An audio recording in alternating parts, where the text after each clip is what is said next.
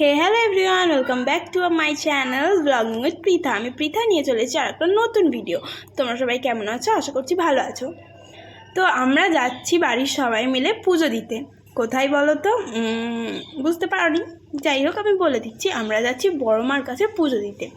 তো হুট করেই প্ল্যান হলো। আগের দিন রাতে বৌদি মাকে বললো যে যাবেন, তো মা বললো যে না না বলেছিল। এবার সকালবেলা আমি ঘুম থেকে উঠতে মা আমাকে সেটা বলতে, আমি তখন বলি যে হ্যাঁ চলো না, পুজোটা দিয়েই। আর দেখলে বক বক করতে করতে শিয়ালদা পর্যন্ত পৌঁছেও গেছি। তো এবারে আমরা রানাঘাট লোকাল ধরে যাব নৈহাটি। তো এই যে আমার ভাইপো, মা, বড় মা, বৌদি সবাই মিলে আমরা চলে গেছিলাম। আর এই যে নৈহাটিতে এখন নেমেও গেছি। আর ওই যে তোমাদেরকে প্রথমেই বললাম যে হুট করে প্ল্যান হলো, সকালবেলা আমি বললাম যে চলো দিয়ে আসি পুজোটা।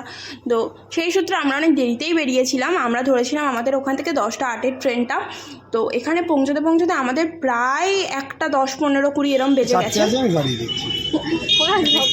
এই মালা বোন একটা মন্দিরে যাবে, 70 টাকা দাম নেবে এক পিস মালার দাম। ভালো প্যারা ওই প্যাকেট করে আর ওই আচ্ছা, কত টাকার ডালা করবে? 50 দুটো আসলে কত দিন। তারপর আমরা একটা দোকান থেকে প্রসাদ নিয়ে তো এখন মন্দিরের কাছে চলেও এসেছি। তো চলো মন্দিরটাকে একবার তোমাদের ভালো করে দেখিয়ে দিই। আমার আগের ব্লগেও তোমরা দেখেছো। তো বড়মার মন্দির যতই দেখা যাক না কেন, ততই যেন আলাদাই একটা শান্তি। যতবারই দেখবে ততবারই মন যেন আর ভরবেই না। তো এখন আমরা ভিতরে ঢুকবো। তো ভিতরে ঢুকে আগে ভালোভাবে শান্তি করে পুজোটা দিই। আর একটা ভালো কথা বলবো গাইজ, আগের বারে যখন আমরা এসেছিলাম না, তখন আমরা তাড়াতাড়ি এসেছিলাম, আর অত তাড়াতাড়ি তো আরতি হয় না মায়ের, তো এই জন্য আমরা কোনো কিছুই দেখতে পারিনি। বাট এবারে পুরো আরতি, পুজো করা সামনে থেকে মন ভরে একদম দেখেছি। দেখতে পাচ্ছ কত ভিড় হয়েছিল, অত দেরিতে তবু ভিড় হয়েছিল। আর এটাই ছিল লাস্ট পুজো। আমাদের ভাগ্যটা খুব ভালো ছিল যে আমরা একদম ঠিকঠাক টাইমে পৌঁছে গেছি। একটা সত্যি কথা কি বলো তো, বলে না সবাই যে বড় মা যদি না চায় বা না ডাকে তাহলে কেউ যেতে পারে না। তো এটা সত্যিই একদম, নাহলে হুট করে প্ল্যান হয়ে কে চলে যায় অত দূরে নৈহাটি পূজা দিতে।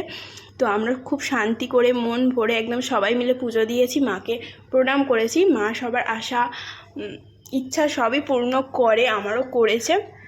তোমরা একবার হলেও যেও বড়মার কাছে পুজো দিতে। তো তারপর আমরা শান্তি করে পুজো দিয়ে এখন মন্দির থেকে বেরিয়ে আমরা টিপও পরে নিয়েছি। তো এবারে তারপরে আখের রস খেয়েছিলাম, কারণ সারাদিন তো আমি জল খাইনি। তো এটা খেয়েই আমি আমার উপোসটা ভেঙেছিলাম।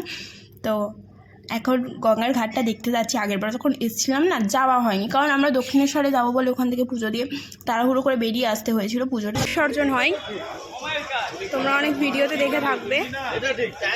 এই যে চারিদিকে এই আসন বিক্রি হচ্ছে, বড় মার ফটো।